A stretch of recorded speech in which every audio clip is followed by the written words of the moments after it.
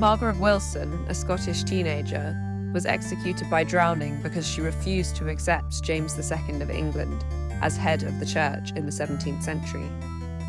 John Everett Millais first sketched the girl as a wood engraving for a magazine in 1862, showing more of the setting of her cruel death. The painting, which came 9 years later, shows her as strikingly beautiful and with an ambiguous expression. The image of a helpless young woman in chains was a Victorian motif, catering to the sexual fantasies of the male viewers of the time. Earlier versions show her nude, which was not historically accurate. Millais was also infamous for giving another of his models, Elizabeth Siddal, life-threatening pneumonia after posing for his painting Ophelia. So, all in all, this painting comes directly from a pretty misogynistic culture. And yet, there's something in it that speaks to women in the 21st century. While the original engraving is more accurate as a record of the event of Wilson's death, its rough and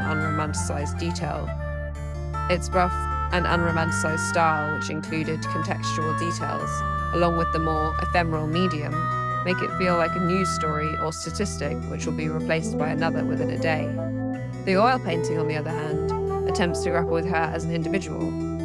The depth of feeling suggested by her facial expression is incredibly human, despite the glamorization, and the fact that he probably changed what she looked like to fit in with the very specific pre-Raphaelite beauty standard.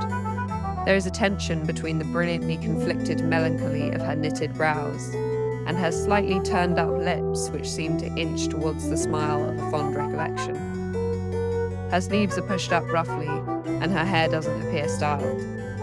The fluid brushwork is exquisite and lends the whole thing an ethereal and dreamlike quality, comparable with the subtly portrayed expressions of Sargent.